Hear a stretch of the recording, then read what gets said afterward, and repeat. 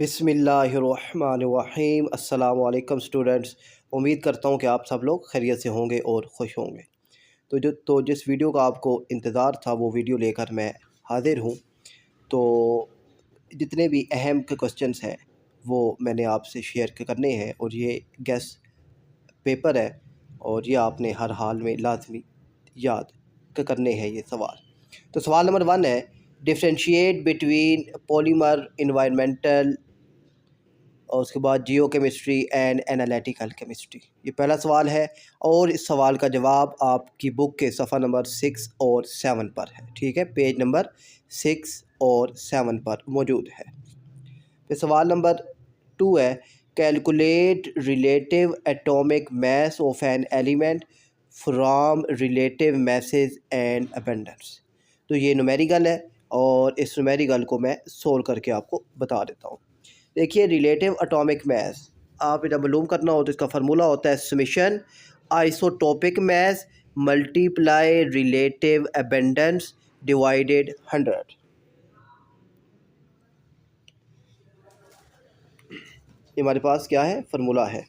अब बच्चों हमारे पास उसने तीन कार्बन के तीनों आइसोटोप दे दिए हैं और साथ ही उनकी रिलेटिव अबंडेंस भी दे दी है। कार्बन है C6/12 जो है 98.8%। फिर है C6/13 जो है 1.1%। और C14 और 6 जो है 0.009%। हमने RAM यानी रिलेटिव एटॉमिक मास मालूम करना है। तो अब आइसोटोपिक मास इसका कितना है, 12 है। इसको ना ये जो इसकी रिलेटिव अबंडेंस है 98.8, इन दोनों को मल्टीप्लाई के करवाना है। दोनों मल्टीप्लाई हो गए, फिर प्लस, फिर इन दोनों को मल्टीप्लाई के करवाना है, फिर प्लस, फिर इन दोनों को मल्टीप्लाई करवाना है और डिवाइडेड 100। आपने इनको मल्टीप्लाई करवाना है, इनको करवा के इनको मल्टीप्लाई करना है और इनको मल्टीप्लाई के करना है, फिर इनका सम लेके 100 पे डिवाइड करना है तो आपके पास आंसर आएगा 12 AMU। ठीक है, तो ये होता है रिलेटिव एटॉमिक मास फाइंड करने का तरीका। अभी आपकी एक सेल्फ असेसमेंट है, उसमें उससे ये कह रहा है कि रिलेटिव एटॉमिक मास 35.5 वो हमें उसने दे दिया है।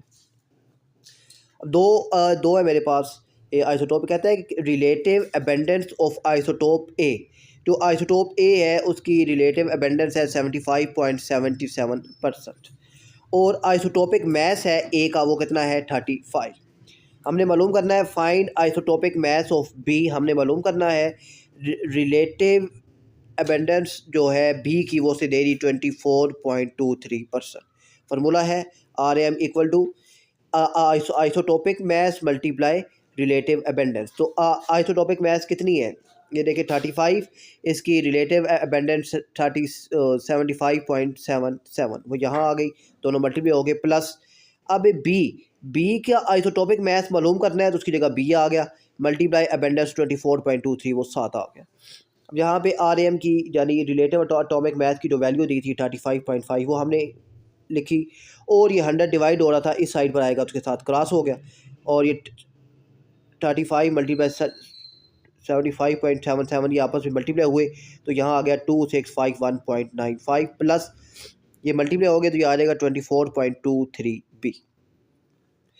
अब ये 100 के साथ मल्टीप्लाई होगा और फिर 100 मल्टीप्लाई हुआ, 100 में मल्टीप्लाई करने के बाद ये प्लस हो रहा है ना 2651.95, ये इस साइड पर आएगा तो ये हो जाएगा माइनस, तो इसके तरफ माइनस कर दिया, दोनों को माइनस किया, मेरे पास आंसर आ गया 898.05 और इस तरफ वो ऐसे ही रहा 24.23B। अब ये बी मालूम करना है तो ये मल्टीप्लाई हो रहा है, इस साइड पर आएगा तो हो जाएगा डिवाइड, तो 898.05 डिवाइडेड 24.23, तो इन दोनों को डिवाइड किया तो मेरे पास बी आ गया 37, यानी उसका जो आइसोटोपिक है मैस बी का वो हमने मालूम कर लिया 37%। और ये आपकी बुक का जो पेज है वो 38 है। ठीक है, आप उसको वहाँ से भी एक दफ़ा देख सकते हैं। मुझे उम्मीद है कि आपको समझ आ गया होगा। फिर हमारे पास question number 3, explain application uses of isotope and their radioactivity.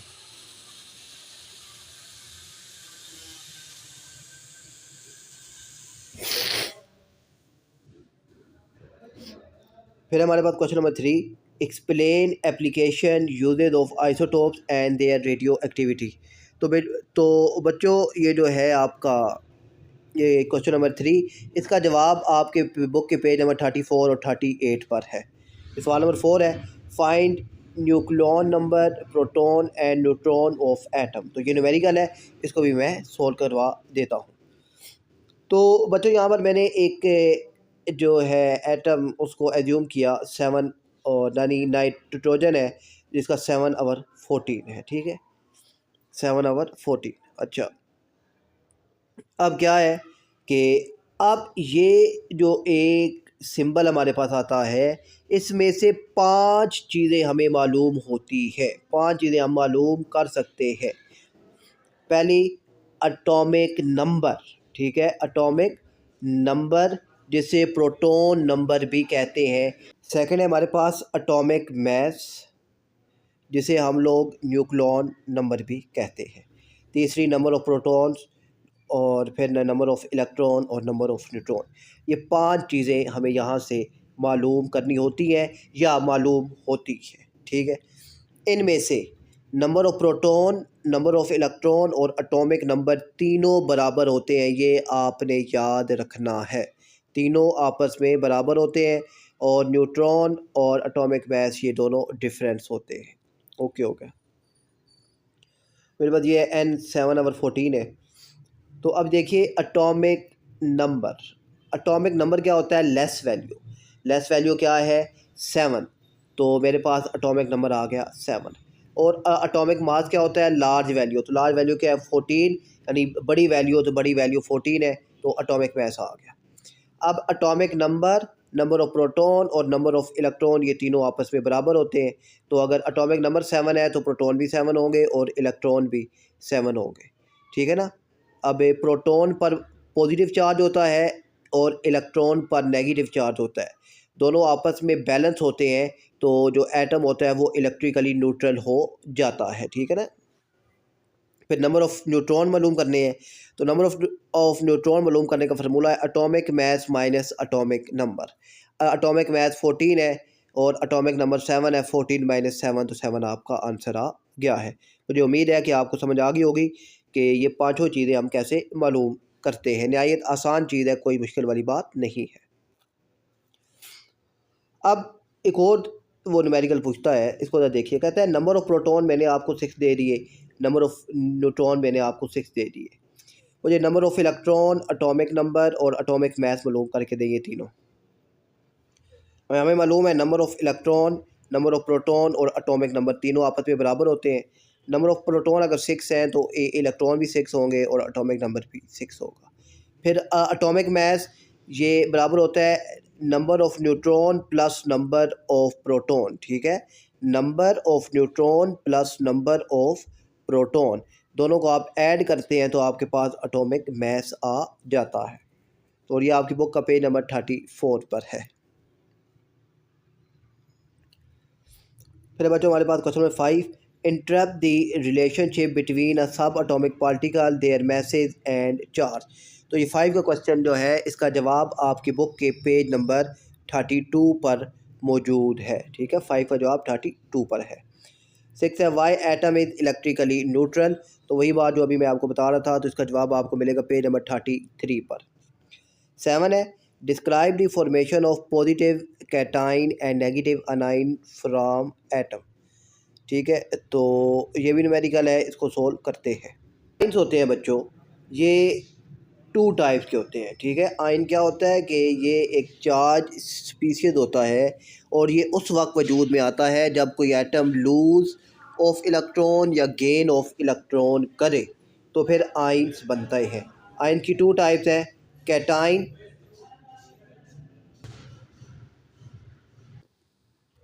तो बच्चों हमारे पास जो आइंस होता है, ये इसकी 2 टाइप्स होती हैं। और आइंस खुद क्या होता है कि ये एक चार्ज स्पीशीज़ होता है जब कोई एटम लूज ऑफ इलेक्ट्रॉन या गेन ऑफ इलेक्ट्रॉन करता है।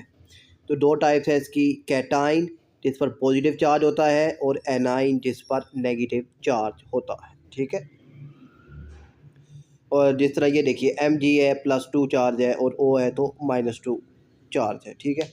+2 का मतलब है कि इसने 2 इलेक्ट्रॉन किसी दूसरे को दिए हैं, और नेगेटिव का मतलब है कि इसने 2 इलेक्ट्रॉन किसी दूसरे से लिए हैं। प्लस का मतलब देना और माइनस का मतलब लेना है। ओके। Formation of cation. तो फॉर्मेशन ऑफ कैटाइन मतलब पॉजिटिव चार्ज हमने बनानी है। तो मेरे पास एक मिसाल है, मैग्नीशियम 12/24। ये जो है ये पेपर में आपको गिवन होंगे, ठीक है ना। तमाम एटम्स के एटॉमिक नंबर और एटॉमिक मैसेज आपको गिवन होंगे, ठीक है। तो अगर ये आप याद कर लें तो पहले 20 तो ज़्यादा ही बेहतर है। अच्छा, तो मैग्नीशियम है 12/24। तो अब मैं इसके जो इलेक्ट्रॉन्स हैं उन्हें शेल्स में डिस्ट्रीब्यूट करता हूँ। तो मेरे पास अब एटॉमिक नंबर अगर 12 है तो नंबर ऑफ़ इलेक्ट्रॉन्स भी 12 होंगे। ओके, अब इनके शेल्स बनाते हैं। तो पहला शेल है ये जिसमें 2 इलेक्ट्रॉन है, फिर ये दूसरा शेल है जिसमें 8 इलेक्ट्रॉन है, और ये फिर तीसरा शेल है जिसमें 2 इलेक्ट्रॉन है। अब तीसरे शेल में जो लास्ट शेल है उसमें 2 इलेक्ट्रॉन है, तो इसे कंप्लीट करने के लिए अपना ऑक्टेट 6 इलेक्ट्रॉन और चाहिए। तो कोई इसको 6 इलेक्ट्रॉन नहीं देगा। फिर ये क्या होगा कि ये 2 इलेक्ट्रॉन अपने लूज़ कर देगा और स्टेबल हो जाएगा, ठीक है ना। 2 इलेक्ट्रॉन लूज़ करके यानी किसी और को दे देगा और स्टेबल हो जाएगा। तो इसके ऊपर जो चार्ज आएगा वो +2 आएगा। क्यों? क्योंकि 2 इलेक्ट्रॉन किसी और को दे दिए हैं। और यहाँ पर ये अगर किसी को इलेक्ट्रॉन देगा तो ये जो एरो है इसके बाद हम इनको लिखेंगे, और अगर ये लेगा तो उनको पहले लिखेंगे। एक और चीज़ है बच्चों, वो भी मैं आपको समझा दूँ साथ। इलेक्ट्रॉनिक कॉन्फ़िगरेशन मैंने जो लास्ट वीडियो बनाई है उनमें भी समझाया है, तो एक दफ़ा फिर करवा देता हूँ। इलेक्ट्रॉनिक कॉन्फ़िगरेशन Mg 12/24 है। और फिर है जी हमारे पास, अब इसकी इलेक्ट्रॉनिक कॉन्फ़िगरेशन करनी है। तो मैंने आपको समझाया था बच्चों कि आपने ये याद रखना है कि school school public school public school, ठीक है। 2 दफ़ा स्कूल आता है, 2 दफ़ा पब्लिक स्कूल आता है। हमारे पास जो सब शेल्स होते हैं वो होते हैं SPDF, ठीक है ना। ये मैंने लास्ट वीडियो में आपको शेल्स और सब शेल के बारे में काफ़ी डिटेल से समझाया हुआ है। शेल्स है, सब शेल्स है SPDF, और S में 2 इलेक्ट्रॉन्स होते हैं, P में 6 होते हैं, D में 10 होते हैं और F में 14 होते हैं। और यहाँ पर है क्या क्या मेरे पास 2 S है, 2 PS है, यानी school school public school public school. S का जो नंबर है वो क्या है 1। तो अब S के साथ काउंटिंग आएगी 1 से, ठीक है। 1, फिर आगे जितने S आएंगे ये 2, ये 3 और ये 4, इसी हिसाब से काउंटिंग चलती रहेगी। फिर P कहाँ से शुरू हो रहा है? 2 से, तो P की काउंटिंग 2 से शुरू होगी, ठीक है। ये 2P और ये 2 और ये 2P और ये 3P। ओके। और इसके बाद फिर अब जो S है, S में कितने आते हैं इलेक्ट्रॉन? 2, तो S में 2 आ गए। फिर ये S में 2 आ गए, P में 6 आते हैं, 6 आ गए। फिर ये आ गया 3S, इसमें 2 आ गए। तो यहाँ तक ये मैग्नीशियम की इलेक्ट्रॉनिक कॉन्फ़िगरेशन हो गई। इलेक्ट्रॉनिक कॉन्फ़िगरेशन होती क्या है कि इलेक्ट्रॉन्स को उनके सब शेल्स में लिखना जो है इलेक्ट्रॉनिक कॉन्फ़िगरेशन कहलाती है, ठीक है। और ये इंतहाई आसान है, और कोई मुश्किल इसके अंदर बात नहीं है। बस अगर डी आ जाता है यहाँ पर कहीं, तो डी 3 से शुरू होता है तो वो 3 आ जाता है, 3 फिर आगे 4 फिर 5, 3 से यानी ऑन वाली आगे मूव करते हैं। इसके बाद है बच्चों नेक्स्ट, अगर हमने मालूम करना हो number of groups and periods, number of groups और पीरियड फाइंड करने हो तो फिर कैसे मालूम होता है।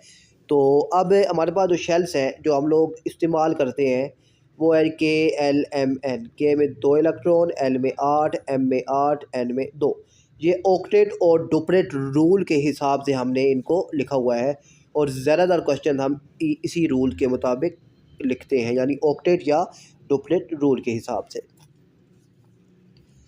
अब वैसे जो एक्चुअल या मैक्सिमम नंबर ऑफ़ इलेक्ट्रॉन्स अगर कहीं मालूम करने हो कि किस शेल में कितने आएंगे, तो उसके लिए फार्मूला है 2n2, 2n2। तो k = n से मुराद कौन सा शेल है? पहला शेल है, तो 1 की पावर जो मर्जी हो वो 1 ही रहता है, तो 1 2 ज़ा 2। फिर अगर यहाँ पर शेल 2 आ गया यानी l आ गया, तो 2 की पावर 2 हो जाएगा, 2 की पावर 2 4, 4 2 ज़ा 8। फिर आ गया m, तो m का मतलब तीसरा शेल, तो 3 की पावर 2 9, 9 2 ज़ा 18। फिर एन का नंबर है 4 की पावर 2, 16 टू द 32। तो ये एक्चुअल नंबर ऑफ इलेक्ट्रॉन्स हैं और ये ऑक्टेट और डुप्लेट रूल के हिसाब से इलेक्ट्रॉन्स है। और नेक्स्ट है हमारे पास फिर बच्चों एक और चीज़ है, ये भी अहम है और शॉर्ट क्वेश्चन में और न्यूमेरिकल में अक्सर वो पूछता है कि में कितने सब शेल्स हैं। जो के शेल है उसमें कितने सब शेल्स हैं। तो के शेल में 1s होता है और फिर एल दूसरा है तो इसमें 2s 2p हो जाएगा। फिर एम तीसरा है तो इसमें 3s 3p 3d हो जाएगा। फिर एन है तो एन फोर्थ है तो 4s 4p 4d 4f। ठीक है, यानी नंबर और जो है सब शेल वो इंक्रीज़ होता जाता है। के 1s एल 2s 2p और एल में 2 सब शेल्स होते हैं और एम 3s 3p 3d तो इसमें 3 सब शेल्स होते हैं और N 4s 4p 4d 4f इसमें 4 सब शेल्स मौजूद होते हैं। ये एमसीक्यूज़ के हवाले से काफ़ी अहम टॉपिक है। फिर हमारे पास वही मैग्नीशियम 12 और 24 है तो इसकी इलेक्ट्रॉनिक कॉन्फ़िगरेशन अभी हमने सोल्व की थी 1s2 2s2 2p6 3s2। और फिर अभी हमने इनको डिस्ट्रीब्यूट करना है शेल्स में। ये जो सब शेल्स हैं हमने ये देखना है कि किस सब शेल तक ये सब शेल्स गए हैं। तो के में 2 ही होते हैं तो 2 आ गया, एल में 8 होते हैं 6 तो 8 हो गया। एल के बाद ये आ गया एम में, तो एम में है ही 2 मगर एम में होने कितने चाहिए थे, 8 होने चाहिए थे एम में, मगर हैं कितने 2। ओके, तो अब नंबर ऑफ़ पीरियड्स और नंबर ऑफ़ ग्रुप फाइंड करने हैं। तो नंबर ऑफ़ शेल्स हमें बताते हैं पीरियड्स। तो शेल कितने हैं, के एल एम। हमारे पास शेल्स हैं जी 3 के एल एम एन, तो पीरियड आएगा तीसरा। और number of electron present in the last shell, last shell M है, इसमें कितने मौजूद हैं इलेक्ट्रॉन 2। तो ये जो लास्ट शेल में मौजूद इलेक्ट्रॉन्स हैं ये बताते हैं ग्रुप। तो ग्रुप इसका क्या आ गया, 2a ग्रुप आ गया है। तो इस तरीके से हम लोग जो है नंबर ऑफ़ पीरियड्स और ग्रुप्स को मालूम करते हैं। फिर है नेक्स्ट फॉर्मेशन ऑफ एनाइन। तो अब मेरे पास ऑक्सीजन है 8 और 16। तो इसका इनमें नंबर ऑफ़ इलेक्ट्रॉन्स है 8। तो पहले शेल में 2 आ गए और दूसरे में 6 आ गए। अब इसे अपना ऑक्टेट कंप्लीट करने के लिए 2 इलेक्ट्रॉन और रिक्वायर्ड हैं, क्योंकि चेंज के पास है 2 और रिक्वायर्ड है तो ये 2 इलेक्ट्रॉन लेगा। अब ये ले रहा है तो ये इसके साथ ही 2 इलेक्ट्रॉन ऐड होंगे। तो जब ये इनका प्रोडक्ट बनेगा तो ये दोनों इलेक्ट्रॉन इसके लास्ट शेल में मौजूद होंगे और उनको आपने क्रॉस के साथ ही प्रेजेंट करना है ताकि मालूम हो कि अब ये 2 इलेक्ट्रॉन जो है इसने लिए हैं। तो ये है, अब इसे 2 इलेक्ट्रॉन ऑक्सीजन ने लिए हैं तो इसलिए इसके ऊपर चार्ज आएगा -2। ठीक है, और ये माइनस चार्ज जो है ये एनाइन होता है। मुझे उम्मीद है कि आपको फॉर्मेशन ऑफ कैटाइन और एनाइन समझ आ गई होगी। मेरे बच्चों हमारे पास नेक्स्ट है कि state octet and duplet rule with example. तो बेटा जी इसका जवाब आपकी बुक के पेज नंबर 75 पर मौजूद है। ठीक है, 9 है define ionic covalent coordinate covalent and metallic bond with example. तो ये जो क्वेश्चन नंबर 9 का जवाब है ये आपकी बुक के पेज नंबर 76 80 84 और 90 पर मौजूद है। 76 80 84 और 90 पर मौजूद है। फिर 10 है according to the electropositive and electronegative nature of metals and non metal.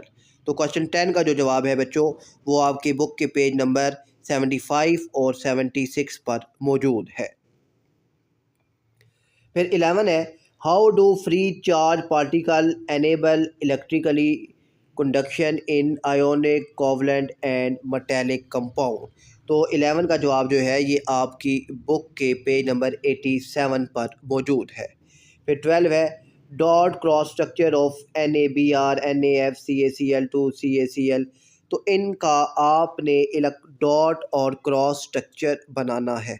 तो 1-2 का मैं आपको बना के तरीका समझा देता हूँ, तो बाकियों का आपने ख़ुद इनकी प्रैक्टिस करनी है। देखिए पहला तो मेरे पास NaBr। ओके, अब यहाँ पर ये समझिए ना कि देखिए ये Na है, Na में हमारे पास होता है जी 11 और 23, यानी इसके अंदर नंबर ऑफ़ इलेक्ट्रॉन्स या इसका एटॉमिक नंबर 11 है और मास 23 है। फिर बी आर का एटॉमिक नंबर 35 है और उसका एटॉमिक मास 79 है। ओके, अब जो एन है, अब एन के मैंने पहले जो एन के नंबर ऑफ़ इलेक्ट्रॉन्स हैं उनके शेल्स बनाने हैं।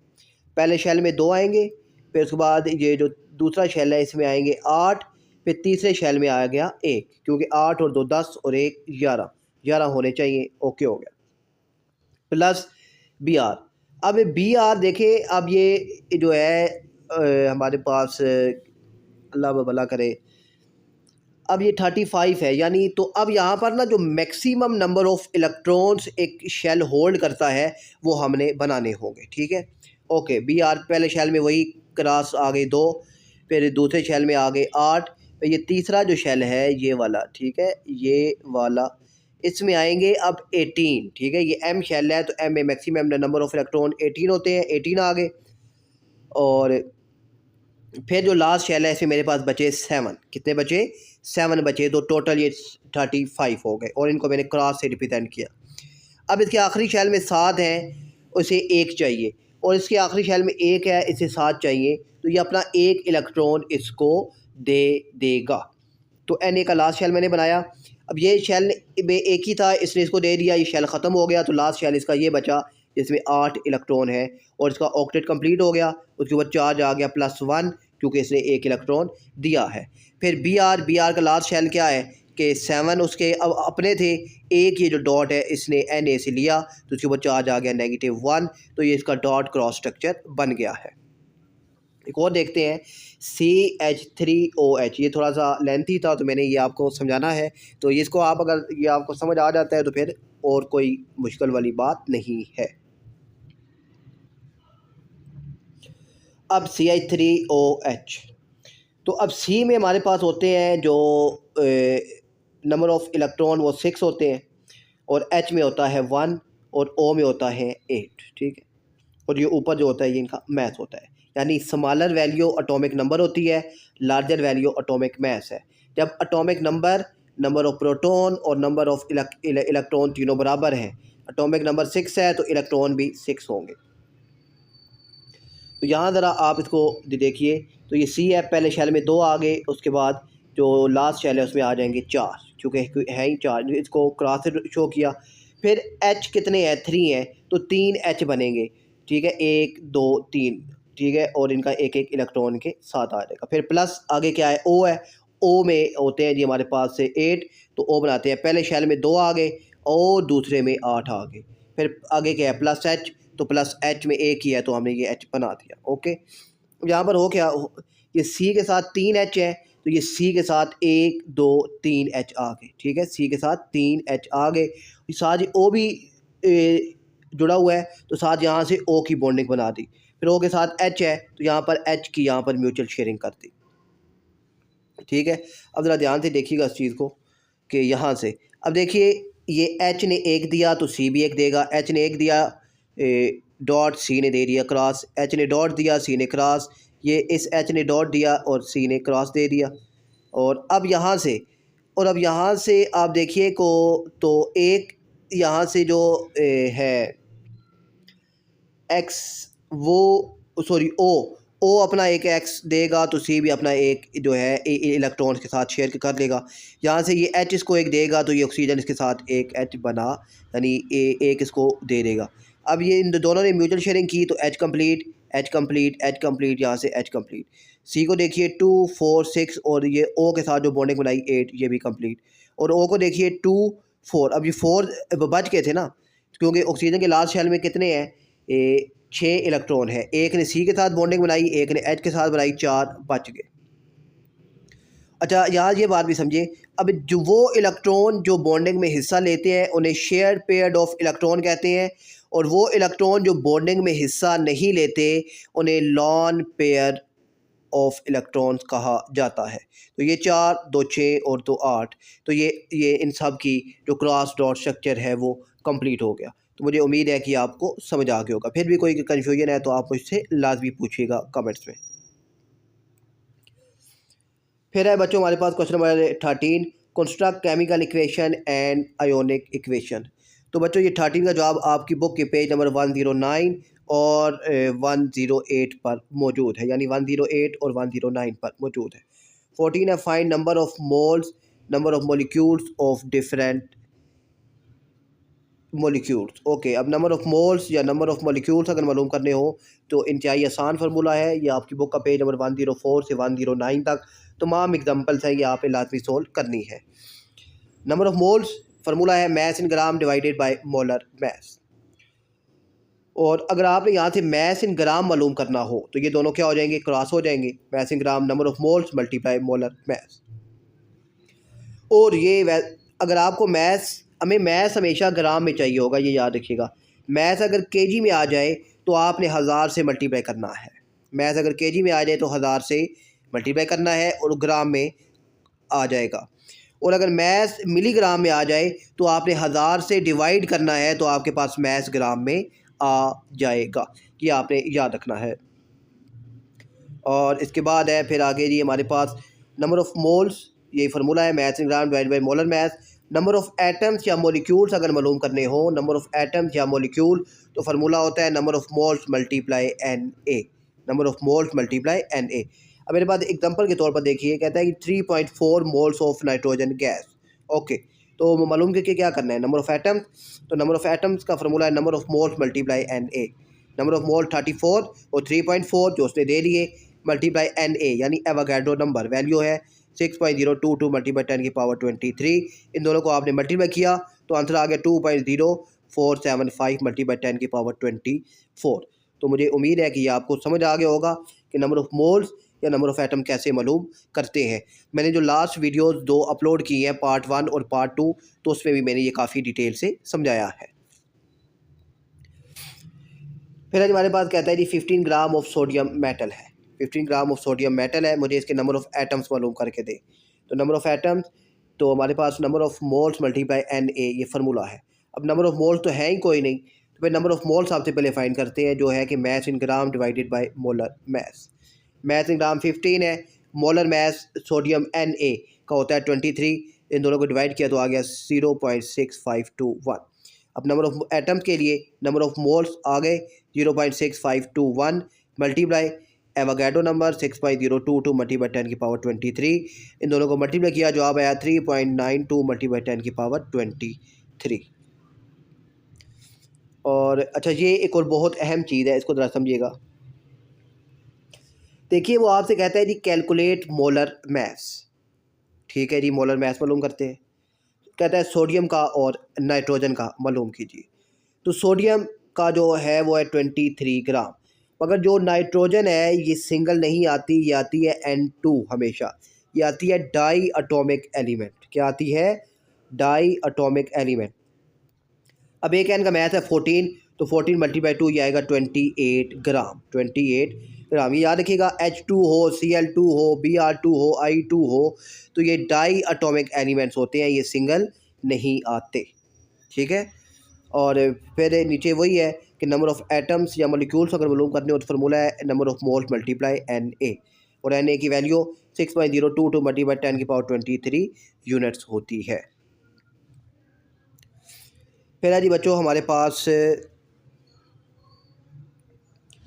क्वेश्चन नंबर है 15 के differentiate between oxidation and reduction. तो 15 का जवाब आपकी बुक के पेज नंबर 118 पर मौजूद है। फिर 16 है differentiate between oxidising agent and reducing agent. तो इसका जवाब आपकी बुक के पेज नंबर 121 पर मौजूद है। फिर 17 है find the oxidation number of molecules and compound and determine which one is reducing agent and which one is reducing. Okay, तो ये न्यूमेरिकल है, इसको सोल्व करते हैं। Find the oxidation number of molecule. सबसे पहले oxidation number of molecule find करते हैं। तो ये है दी K2Cr2O7, ये मेरे पास ठीक है एक फार्मूला है। तो अब यहाँ से Cr का हमने मालूम करना है ऑक्सीडेशन नंबर। क्या मालूम करना है, ऑक्सीडेशन नंबर। ज़रा ध्यान देखिएगा। तो हम इसको लिखेंगे कैसे, 2K + 2Cr प्लस 7O। के दो एटम है शुरू में आ गए, CR के 2 है शुरू में आ गए, O के 7 है, 7 भी शुरू में आ गए। और इन सब का अलजेब्रिक सम इक्वल किसके होता है? 0 के। ये याद रखिएगा, किसके होता है? 0 के। और अब जो मैंने दो वैल्यूज़ आपसे कहा था कि आपको हमेशा याद होनी चाहिए लास्ट वीडियोस में, और जब मैं MCQ सोल्व करवाए थे तो उसमें भी मैंने आपसे कहा था। तो माइनस एक H की +1 और एक O की -2। और फिर अब यहाँ पर अब मेरे पास आ गया O की तो है मेरे पास -2, मगर अब K की नहीं है, तो K की होती है मेरे पास +1। K की क्या होती है? +1 होती है। पोटाशियम की ऑक्सीडेशन जो नंबर है ये आपको याद होना चाहिए, है +1। 2 K की जगह 1 प्लस ये 2 और CR मालूम करना है, ऐसे ही +7 O की जगह -2। फिर 2 1 2 प्लस 2 CR, ऐसे ही प्लस माइनस माइनस 7 2 14। फिर -14 + 2 ये माइनस आ जाएगा 12। 2 CR -12 = 0। -12 दूसरी तरफ गया तो ये हो गया +12। और ये फिर ये 2 अब मल्टीप्लाई हो रहा है, साइड पर आएगा तो क्या हो जाएगा? डिवाइड। तो ये यहाँ से CR का आंसर आ गया 6। ये न्यूमेरिकल काफ़ी अहम न्यूमेरिकल है, तो इनको लिखने का तरीका ये होता है। और बस ये याद रखिएगा, इनका अलजेब्रिक सम क्या होता है? 0 होता है। अच्छा, इसको देखिए अब। और अब हमारे पास अगर इनके ऊपर एक चार्ज आ जाए तो फिर कैसे मालूम होता है? तो यहाँ से वो कहता है जी P की मुझे ऑक्सीडेशन नंबर मालूम करके दें। PO4 है और इसके चार्ज है -3। तो P ऐसे ही +4 है तो 4O इक्वल टू, अब ये 0 के इक्वल नहीं होगा बल्कि जो चार्ज है -3 इसके इक्वल हो जाएगा। ओके, -3 P मालूम करना है। ऐसे ही 4, फिर O की वैल्यू -2 आ गया, प्लस माइनस माइनस 4 2 8। -8 दूसरी तरफ जाएगा तो क्या हो जाएगा? +8 +8 -3, तो P का जवाब आ गया 5। ठीक है, बस ये याद रखिएगा कि न्यूट्रल एटम हो, न्यूट्रल एटम तो उसका अलजेब्रिक सम 0 होता है। और अगर आयोनिक मॉलिक्यूल्स आ जाए तो वो जो चार्ज है ऊपर उस चार्ज के बराबर होंगे। तो उम्मीद है कि आपको समझ आ गया होगा। फिर यदि हमारे पास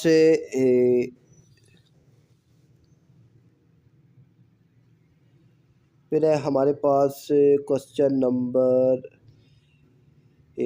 18 है, defined corrosion and discuss method to prevent it. तो इसका जवाब है बच्चों आपकी बुक के पेज नंबर 130 और 131 पर। फिर ये है 19। तो 19 जो क्वेश्चन है, differentiate between exothermic and endothermic reaction by given example. तो इसका जवाब है आपकी बुक के पेज नंबर 130 और 131 पर। और ये जो है define corrosion and discuss method to prevent it, इसका जवाब है 124 और 125 पर। यानी जो 18 है इसका जवाब 124 और 125 पर है, और जो 19 है इसका जवाब है 130 और 131 पर। और नेक्स्ट है जी हमारे पास फिर 20, draw label and interrupt reaction pathway diagram for exothermic and endothermic. तो ये आपकी जो बुक है उसका पेज नंबर 132 और 133 पर ये मौजूद है। 132 और 133 पर मौजूद है। फिर 21, explain how respiration aerobic and anaerobic and exothermic process. तो ये जो 21 है इसका जवाब आपकी बुक के पेज नंबर 133 और 134 पर मौजूद है। ठीक है, उसके बाद 22, define reversible reaction, forward reaction and reverse reaction with example. तो ये 22 का जवाब है पेज नंबर 138 पर। 22 का जवाब है 138 पर।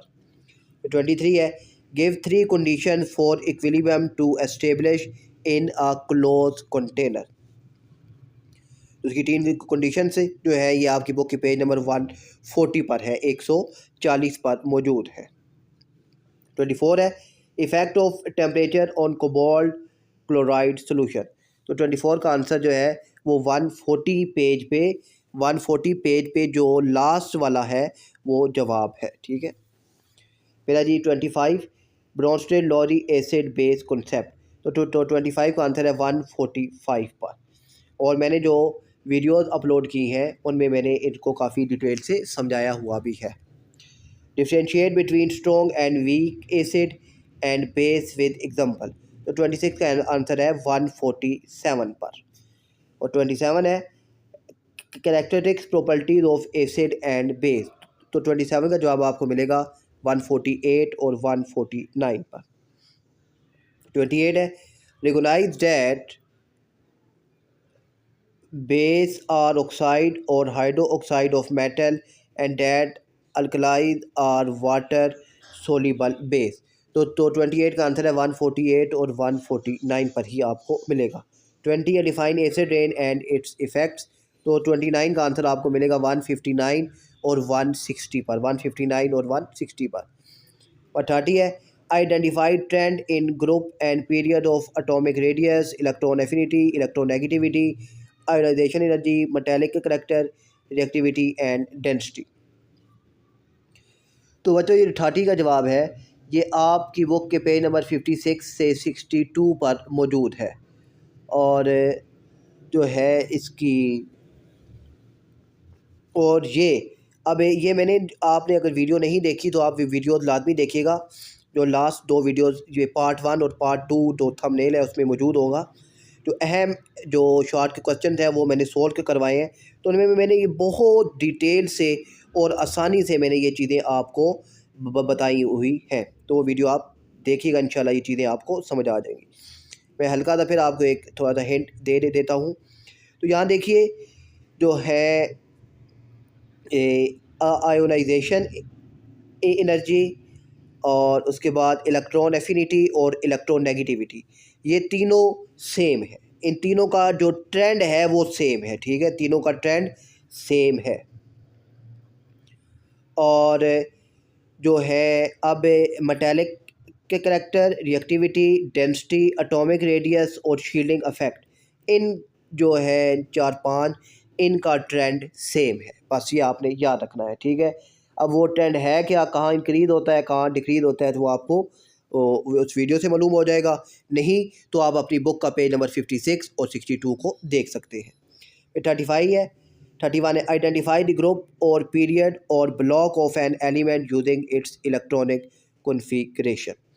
तो ये मैंने डिटेल से आपको समझा दिए था, एक बार फिर मैं आपको बता देता हूँ। मेरे पास एक है बी 19/39, इसमें नंबर ऑफ इलेक्ट्रॉन कितने आ गए, 19 है, ठीक है। फिर वही बात school school public school public school, मैंने ये 2 दफ़ा स्कूल लिखा, 2 दफ़ा पब्लिक स्कूल लिखा। फिर S1 से स्टार्ट होता है यानी सब शेल है, तो 1 2 3 4। P2 से स्टार्ट होता है जो ये 2 और ये 3 आ गया। एस में 2 होते हैं तो एस में 2, एस में 2, ये इसमें पी में 6, फिर एस में 2, पी में 6 और 4 में लास्ट में क्या बचा, 1 बचा, ठीक है ना। तो इन्हें यहाँ तक 19 आपने पूरे करने होते हैं, ठीक है। 6 और 4 10 2 12 6 18 और 1 19। अब मैंने इसको शेल्स में डिस्ट्रीब्यूट करना है। तो के में 2 इलेक्ट्रॉन होते हैं, तो आ गया एल में कितने होते हैं, एल में 8 होते हैं। यहाँ तक एल भी कंप्लीट हो गया। उसके बाद एम है, एम में 8 है, ऑक्टेट कंप्लीट है। तो इसके बाद ये जंप कर जाएगा एन में, तो एन में 4s1 है, ठीक है। ये मेरे पास नंबर ऑफ़ शेल्स आ गए। नंबर ऑफ़ शेल बताते हैं पीरियड्स, ठीक है। और नंबर ऑफ़ शेल 4 है तो मतलब पीरियड भी 4 होंगे। फिर इलेक्ट्रॉन जो है लास्ट शेल में जो आउटर मोस्ट शेल होता है उसमें इलेक्ट्रॉन कितने हैं, एक इलेक्ट्रॉन है, तो इसका जो ग्रुप है वो है 1a। तो उम्मीद है कि आपको समझ आ गया होगा। अब 33 है next, describe transition element its properties and catalytic application. तो 33 का जवाब जो है बच्चों ये आपको मिलेगा आपकी बुक के पेज नंबर 64 पर, ठीक है, 64 पर। और ये जो है आपकी भी मेरे ख्याल में ये क्वेश्चन रह गया था, explain the displacement reaction of halogens with other halides ion and also as reducing agent. तो 32 का जवाब है बच्चों 66 पर, 66 पर। और 33 का जवाब है ये 64 पर। और 34 है compare the general physical properties of metal and non metal. तो ये जो इसका जवाब है 67 पर। और फिर 35 है describe some major air polluter. तो 35 का जवाब है आपकी बुक के पेज नंबर 157 पर। और 36 है what is green house affects.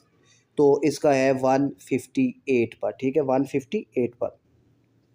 फिर है describe various water borne diseases. तो 37 का जवाब आपको मिलेगा 172 पर। State that urea, ammonium salt and nitrate are use as fertiliser. तो 38 का जो जवाब है वो 174 पर है। और अगर आपको 174 पर नहीं समझ आती तो मैंने जो वीडियोस बनाई हैं वो उनमें मैंने इनका जवाब काफ़ी डिटेल से समझाया हुआ है, आप उनको लाजमी देखिएगा। अच्छा, तो नेक्स्ट है बच्चों फिर हमारे पास 39, describe organic molecule as either straight chain, branch chain और साइक्लिक। तो 39 का जवाब है बच्चों आपकी बुक के पेज नंबर 183 और 189 पर, 183 और 184 सॉरी 183 और 184 पर है, 183 और 184 पर है। फिर 40 है, identify a function group including alcohol, aldehyde, ketone, phenols, carboxylic acid, amine, Easter and amides. अच्छा, अब ये जो 40 है हमारे पास क्वेश्चन, ये देखने में आपको फंक्शन ग्रुप जो है वो ये मुश्किल लगते हैं। तो अब मैं आपको समझाता हूँ। देखिए ये जो तीन थे हमारे पास पहले, अल्केन, अल्कीन और अल्काइन, जो मैंने आपको काफ़ी डिटेल से समझाया हुआ है और इसका एक फार्मूला भी बताया था कि अल्फ़ाबेट के मुताबिक देखिए ए एल के सब में है, इसको छोड़ देते हैं। देखिए फिर ए है, ई है, वाई है। ए पहले आता है तो मतलब इसमें सिंगल बॉन्ड होगा, ई बाद में आता है तो मतलब इसमें डबल बॉन्ड होगा, और वाई लास्ट में आता है मतलब इसमें ट्रिपल बॉन्ड होगा। तो ये इनके फार्मूले है कि सिंगल बॉन्ड होगा तो अल्केन, डबल होगा तो अल्कीन, ट्रिपल होगा तो अल्काइन। और बाद औक़ात ना ये इस तरह यहाँ मैंने लिखा है ना CH3, तो ये लिखा होता है H3 और C, तो इससे कोई फ़र्क नहीं पड़ता, आप इस तरीके से भी इसको लिख सकते हैं। तो अब बच्चों ये देखें हमारे पास फंक्शन आ गया अल्कोहल। अल्कोहल है क्या, ROH, ठीक है। आर से मुराद क्या होता है, अल्काइल हैलाइड्स हैं, ये CH3 होता है और नाम के मुताबिक ये बढ़ जाता है। खैर इसको फ़िलहाल अभी रहने दें, हम फंक्शनल ग्रुप की बात कर रहे हैं। तो अल्कोहल है ROH, OH आ जाए तो ये क्या है, अल्कोहल है। अब ये OH के साथ अगर C भी ऐड हो जाए तो ये बन जाएगा अल्डिहाइड, ठीक है। COH आ जाएगा तो क्या बन जाएगा, अल्डिहाइड बन जाएगा। और C डबल OH हो जाएगा तो ये कार्बोक्सिलिक एसिड बन जाएगा, ठीक है। देखिए कितना आसान हो गया ये। फिर देखिए इसी तरह ईथर है, ईथर है फार्मूला है ROR, ईथर है। फिर यहाँ पर R के अगर O के साथ C ऐड हो जाए, RCOR हो जाए तो ये बन जाएगा कीटोन, क्या बन जाएगा, कीटोन। फिर है ईस्टर, यहाँ RCOO आ जाए, RCOOR आ जाए तो ये आपके पास बन जाता है ईस्टर। तो ये आपने इस तरीके से इनको लिख के अपने पास एक आसानी से याद कर सकते हैं। बाद है अमाइनो, ये तो होता ही डिफरेंट है, इसे कहते हैं NH3, ठीक है, NH, तो R और NH2, RNH2। इसके बाद है बेंजीन, इसका फार्मूला होता है C6H6, ये आपने याद रखना है, बेंजीन का फार्मूला है C6H6। और बेंजीन ये जो है C6, एक H रिमूव करके OH अगर आ जाए तो ये बन जाता है फिनॉल। इसका भी फंक्शन ग्रुप आप देख लें, ये भी शॉर्ट क्वेश्चन में और MCQ में पूछ लेता है, ठीक है। C6H5OH आ जाए तो ये बन जाता है फिनॉल्स हमारे पास। फिर है जी बच्चों हमारे पास जो नेक्स्ट क्वेश्चन है 41, differentiate between saturated and unsaturated hydrocarbon या कंपाउंड विद एग्जांपल। इसका जवाब है 182 पर, और जो मैंने वीडियो बनाई है उसमें मैंने काफ़ी डिटेल से इसको समझाया हुआ भी है। उसके बाद है 42, describe the substitution reaction of alkanes with chlorine as a photochemical reaction.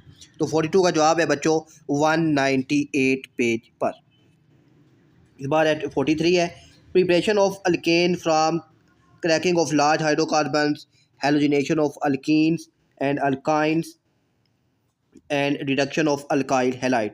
तो ये अल्कीन की प्रिपरेशन के 3 मेथड हैं जो आपकी बुक के पेज नंबर 196 और 197 पर मौजूद हैं, ठीक है। बात है 44, identify carbohydrate as a source of energy.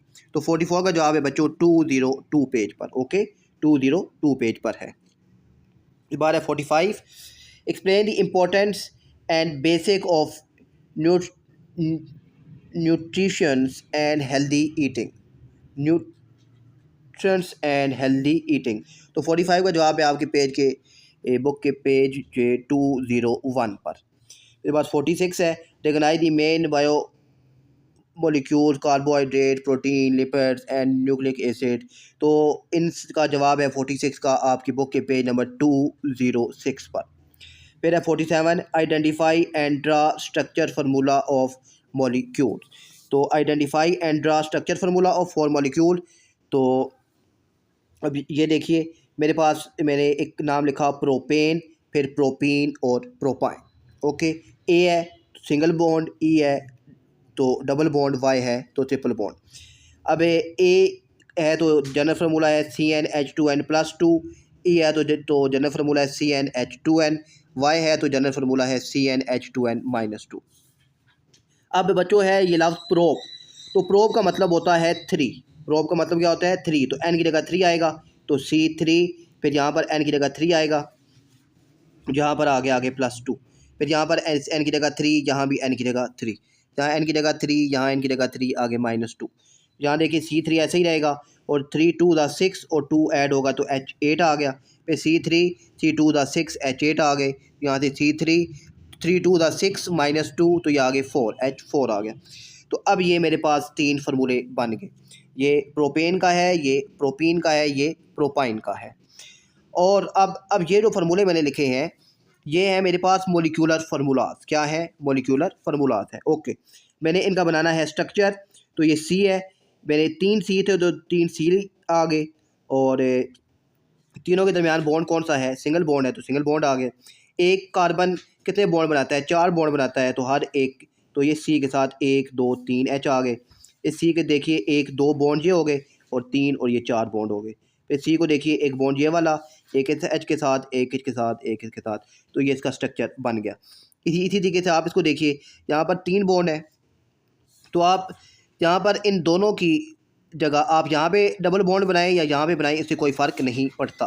ठीक है, तो इस सी ने भी अपने 4 बॉन्ड कंप्लीट किए, इस सी ने भी अपने 4 बॉन्ड कंप्लीट किए। ये देखिए ये 2, ये 3 और ये 4, तो ये इस सी ने भी अपने 4 बॉन्ड कंप्लीट कर दिए। ठीक है, ये इनका स्ट्रक्चर बन गया। फिर इसी तरीके से यहाँ पर भी 3 सी थे तो 3 सी आ गए, और इस सी का अब बॉन्डिंग देखिए 3 बॉन्ड इसके साथ मौजूद हैं, एक और आ गया, 4 हो गए। इस सी को देखिए 3 यहाँ पर है, एक ये है, 4 इस सी के साथ, 4 पहले से पूरे हैं। इस सी को देखिए एक बॉन्ड है, 3 H साथ आ गए। तो ये इनका स्ट्रक्चर फार्मूला बन गया है। अब आप यहाँ देखिए इस सी के साथ कितने H हैं? 3, तो CH3 लिखूँगा, फिर CH2, फिर यहाँ पे CH3। तो ये मैंने इस तरीके से लिखा, इसे कहते हैं कंडेंस फार्मूला। क्या कहते हैं? Condense formula. यहाँ CH3, फिर CH, फिर CH2, यहाँ पे CH, C और CH3, तो ये इनके कंडेंस फार्मूलाज भी मौजूद हैं। ये मोलिकुलर फार्मूला, ये स्ट्रक्चर फार्मूला, ये कंडेंस फार्मूला। मुझे उम्मीद है कि ये आपको समझ आ गया होगा। तो नेक्स्ट है, एक और है स्ट्रक्चर, इसको भी समझ लें। ये बेंजीन है। क्या है? Benzene, C6H6। तो कार्बन कितने हैं? 6 हैं। तो मैं इसकी स्ट्रेट चेन अगर बनाऊं तो देखिए 1 2 3 4 5 6 कार्बन आ गए। तो यहाँ पर ना, अब मैं पहले मैं अगर डबल बनाता हूँ तो फिर एक छोड़ कर फिर यहाँ डबल बनाता हूँ, फिर एक छोड़ के यहाँ पर लास्ट पे डबल बनाता हूँ। H है, यहाँ पर C के साथ 2 बॉन्ड है, तो यहाँ पर अब ये 2 H और आ गए। यहाँ पर C के साथ 3 बॉन्ड है, 1 H और आ गया। यहाँ पर इस C के साथ 3 बॉन्ड है, 1 H और आ गया। इस C के साथ यहाँ 3 बॉन्ड है, 1 H और आ गया। इस सी के साथ यहाँ 3 बॉन्ड है, 1 H और आ गया। 6 H थे तो यहाँ तक तो 6 कंप्लीट हो गए, तो ये सी रह गया है। तो बेंजीन की स्ट्रेट चेन नहीं बनती, बेंजीन जो है हमेशा रिंग की शक्ल में आता है। ठीक है, बेंजीन हमेशा रिंग की शक्ल में आएगा। तो ये बेंजीन का स्ट्रक्चर इस तरह बनेगा जो आपके सामने है स्क्रीन पर। फिर बच्चों हमारे पास defined structure isomerism as compound with the same molecular formula but different structure formula. तो आइसोमेरिज्म वही होता है कि जिनका मोलिकुलर फार्मूला सेम होता है पर उनका स्ट्रक्चर फार्मूला डिफरेंट होता है। तो ये भी न्यूमेरिकल है, इसको भी मैंने सोल्व किया हुआ है, इसको भी देख लें। तो हमारे पास है C4H10। ठीक है, ये हमें उसने सवाल में दिया है। ठीक है, कहते हैं C4H10 का मुझे बना के दे। तो पहले तो इसकी मैंने बनाई स्ट्रेट चेन, CH3, ठीक है, CH2 CH2 CH3, ठीक है, 4 C आ गए और 10 H आ गए। फिर यहाँ से ना ये देखिए ये CH3 है, यहाँ से एक H रिमूव करके मैंने इसको दे दिया। ठीक है, तो अब और इसके जब 3 हुए तो मैंने इसको नीचे ले आया, इसको मैं नीचे ले आया। तो अब यहाँ पर मेरे पास से एक इसके पास आया, ये नीचे आ गया, तो यहाँ पर CH रह गया और ये CH3 के साथ आ गया। तो अब ये मेरे पास की ब्रांच चेन बन गई है। क्या बन गई है? Branch chain. देखिए मोलिकुलर फार्मूला सेम है, सी भी 4 है, एच भी 10 है, मगर अरेंजमेंट ऑफ जो एटम्स हैं, जो मॉलिक्यूल्स हैं, और वो डिफरेंट हो गई, जिससे इनका स्ट्रक्चर भी क्या हो गया, डिफरेंट हो गया। यही चीज़ आइसोमरिज्म हमें बताता है।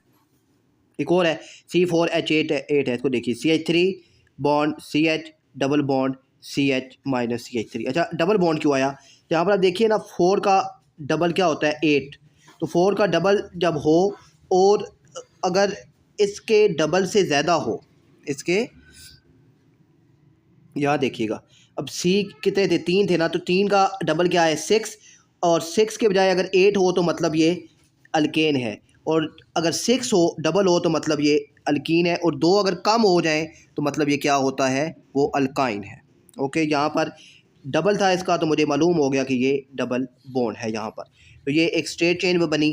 फिर यहाँ से ना, ये जो इस सी के साथ एच था, तो मैंने यहाँ से ये जो एच है ये दे दिया जी इसको, ठीक है, इसको दे दिया। तो यहाँ से मेरे पास ये CH3 आ गया, यहाँ पर मेरे पास रह जाएगा सिर्फ C, और ये फिर ये जो है CH3 यहाँ पर, और ये CH2 यहाँ पर।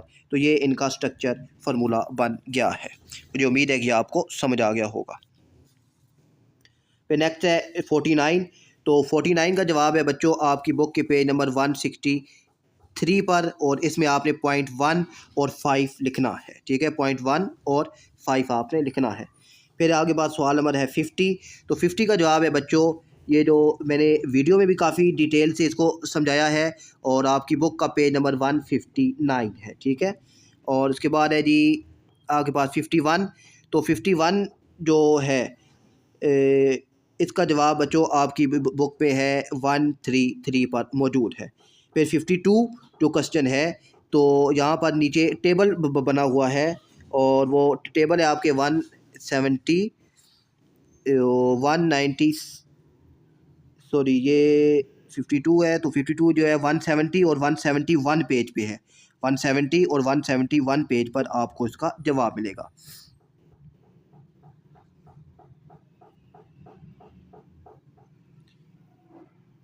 तो अब ये जो है 51, अच्छा ये जो है ना, ये क्वेश्चन नहीं था यहाँ पर मैं मेंशन, तो इसका पॉइंट मेंशन नहीं है। तो ये state composition of clean dry air, तो इसका जवाब है 154 पर, ठीक है, 154 पर इसका जवाब मौजूद है। और फिर है बच्चों हमारे पास 52। तो 52 का जो आंसर है वो 170 और 171 पर है। तो ये 53 है। तो 50, अब ये क्वेश्चन आपको ने खुद रीड करने हैं, क्योंकि वीडियो काफ़ी लेंथी हो रही है, और तो इसलिए मैं सिर्फ इनके जो आंसर है वो आपको बताऊंगा, और कोई न्यूमेरिकल है तो वो आपको मैं सोल्व करवा दूंगा। तो 53 का जवाब है बच्चों आपकी बुक के पेज नंबर 197 पर। 54 का जो आंसर है, ये use the relationship amount of substance, तो यहाँ पर ना 54, तो 54 की को जो है अभी मैंने आपको पीछे न्यूमेरिकल सोल्व करवाए थे, जिसमें हमने नंबर ऑफ एटम्स और फिर वो मालूम किए थे, और फिर हमने नंबर ऑफ मोल्स भी मालूम किए थे। तो 54 का ज़रा आप, एक और चीज़ है यहाँ पर उसने ज़िक्र किया था कि आप मोलर मैस और फार्मूला मैस और एटॉमिक मैस, तो उस हवाले से मैं आपको ये बता रहा हूँ। देखिए मेरे पास वाटर है H2O, H का एटॉमिक नंबर होता है 1, और एटॉमिक मैस भी कितना होता है 1, तो मैस आ गया 1, 2 एटम है 2 × 1, प्लस ऑक्सीजन का एटॉमिक मैस होता है 16, तो प्लस 16 हो गया। सब के एटॉमिक मैसेज को जमा करते हैं, और जो एटम होता है वो एटम उसके मैस के साथ मल्टीप्लाई होता है, ठीक है। 2 1 2 प्लस 16, ये आ गया 18।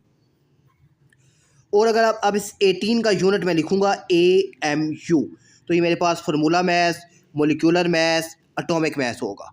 यानी फार्मूला मैस कहे, मोलिकुलर मैस कहे या एटॉमिक मैस कहे, तो तरीका यही है कि सबके मैसेज को जमा करना है, और इनका यूनिट आएगा AMU।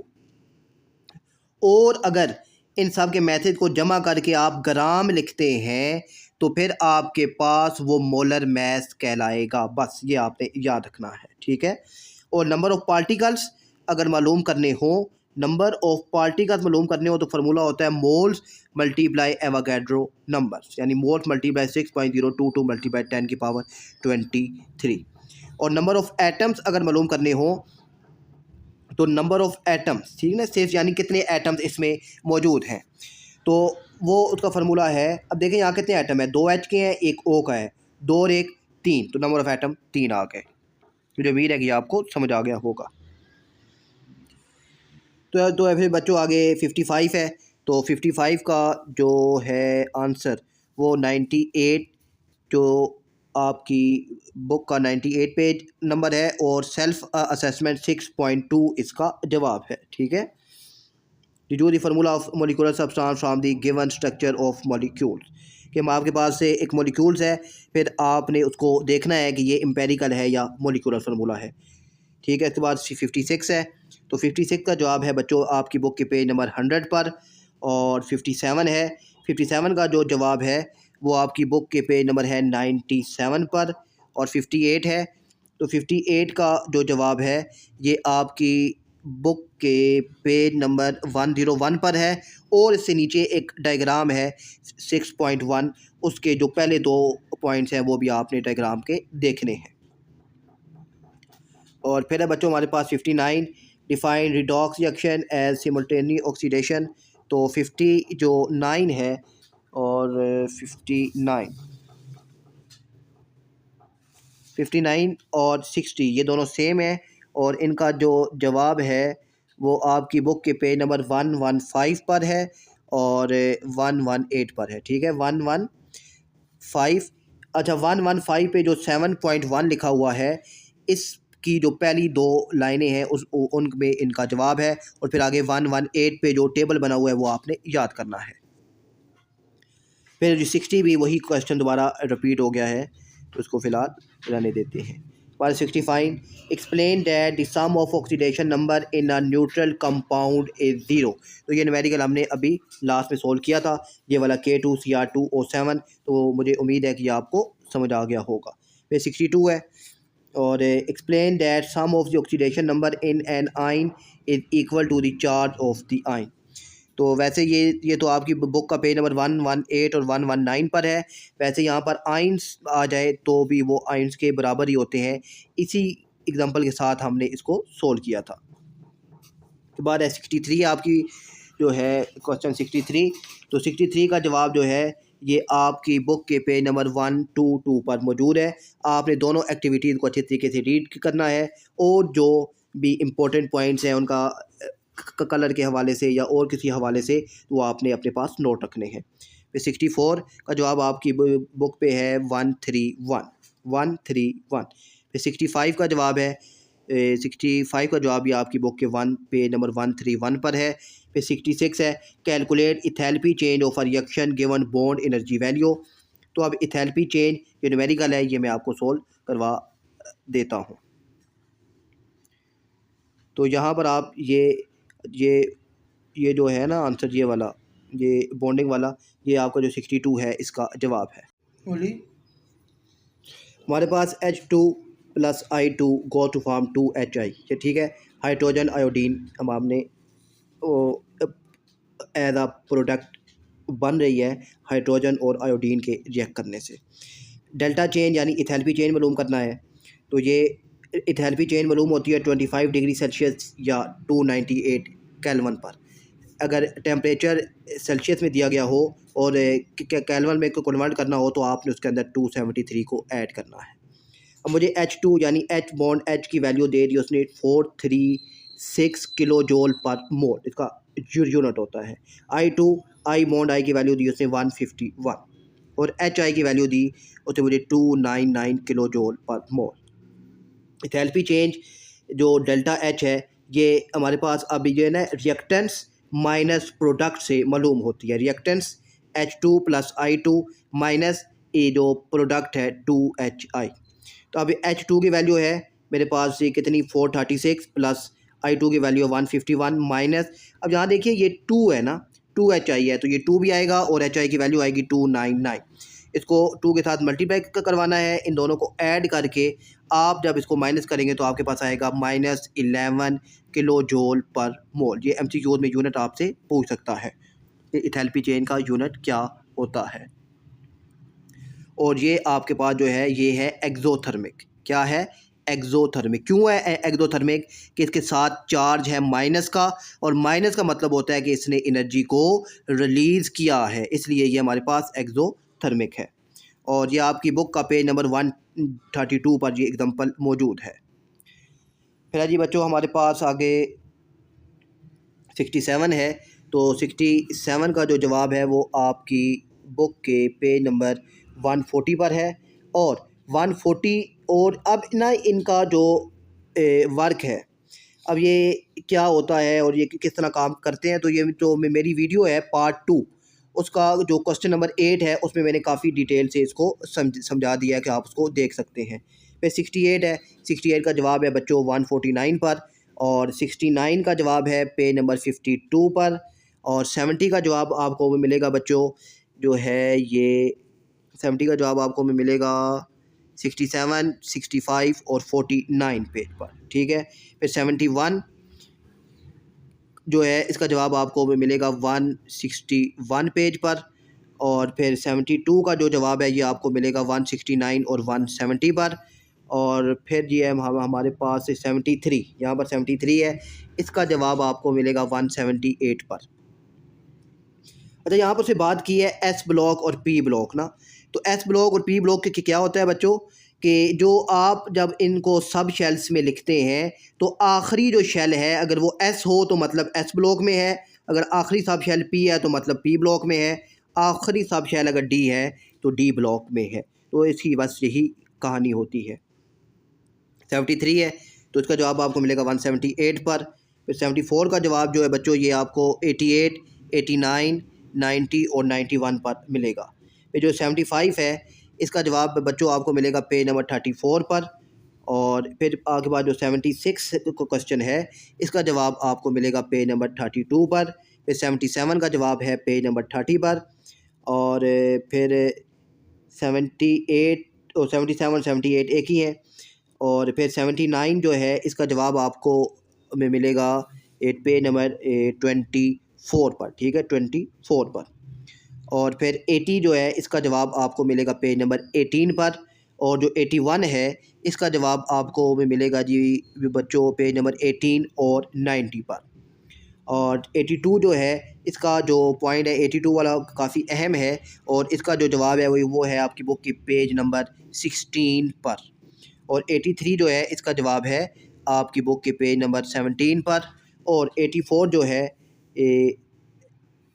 वन इज ऑक्सीडाइजिंग, तो ये मैं आपको ये न्यूमेरिकल है ये सॉल्व करके अभी बता देता हूँ। ये मेरे पास एक एग्जांपल है 2FeCl2 + Cl2, 2FeCl3। अब ये जो ऊपर जो लिखा हुआ है इसको फिलहाल रहने दें। तुम्हारे पास ऑक्सीडाइजिंग के रूल्स हैं, ऑक्सीडाइजिंग के रूल्स हैं, ये आगे जो अगली आने वाली वीडियो है वो लॉन्ग क्वेश्चन में, तो उसमें काफ़ी डिटेल से मैं एक दफ़ा फिर ये आपको समझा दूंगा। तो यहाँ फ़िलहाल आप एक एग्जांपल देख लें। तो फ्री स्टेट में जो एलिमेंट्स होंगे वो उनकी ऑक्सीडेशन नंबर, ऑक्सीडेशन स्टेट 0 होगा। क्लोरीन फ्री स्टेट में के साथ कोई दूसरा एलिमेंट एटम नहीं है, तो यहाँ पर क्या आएगा, ये 0 आएगा। ओके। फिर जो दूसरा पॉइंट था वो आपका जो 4 पॉइंट है कि इनका सम 0 होना चाहिए। सम क्या होना चाहिए, 0 होना चाहिए। क्लोरीन ये ग्रुप 7 है, ग्रुप 7A है, तो 7A में जो ऑक्सीडेशन नंबर होता है वो होता है -1। क्या होता है, -1। तो अब क्लोरीन के कितने आइटम है, 2 2 ज़ा 4, तो यहाँ आएगा -4 और ये आ जाएगा +4, क्योंकि सम क्या होना चाहिए, 0 होना चाहिए, जो आपस में कैंसिल होकर 0 हो गए। फिर यहाँ पर क्लोरीन के कितने आइटम हो गए, 3 2 ज़ा 6, तो ये क्लोरीन -1 है, तो -1 जब 6 से मल्टीप्लाई होगा तो -6 आ जाएगा और ये हो जाएगा +6। अब Fe को देखिए, ये +4 से +6 हो गया, मैंने लिख लिया +4 से +6। अब +4 से +6 हुआ है तो इंक्रीज़ हो रहा है। और आप Cl को देखिए, ये -4 + 0 -4 ही रहेगा, ये इस तरफ शिफ्ट होकर -6 हो गया। अब -4 से -6 हो गया और ये डिक्रीज़ हो गया। क्या हो गया, डिक्रीज़ हो रहा है। तो अब जहाँ पर इंक्रीज़ हो रही हो ऑक्सीडेशन, तो वहाँ पर होता है, जहाँ पर इंक्रीज़ हो ऑक्सीडेशन नंबर वहाँ पर ऑक्सीडेशन होती है, और जहाँ पर डिक्रीज़ हो जाए ऑक्सीडेशन नंबर वहाँ पर ये रिडक्शन होती है। तो Fe पर क्या हो रही है, ऑक्सीडेशन, क्योंकि इंक्रीज़ हो रहा है। Cl पर क्या हो रही है, रिडक्शन, क्योंकि ये डिक्रीज़ हो रहा है। ठीक है, यहाँ तक ये बात समझ आ गई। अब जो एजेंट हैं, एजेंट जो है ये मुख्तलिफ आएंगे। क्या आते हैं? मुख्तलिफ। ऑक्सीडेशन की जासूसी के लिए आप ये समझें, या तो इसका जो एजेंट आएगा वो रिड्यूसिंग एजेंट आएगा, और रिडक्शन के लिए जो एजेंट आएगा वो ऑक्सीडाइजिंग एजेंट आएगा। तो मुझे उम्मीद है कि ये क्वेश्चन आपको समझ आ गए होंगे। ये क्वेश्चन आपने हर हाल में तैयार करने हैं। अल्लाह हाफ़िज़।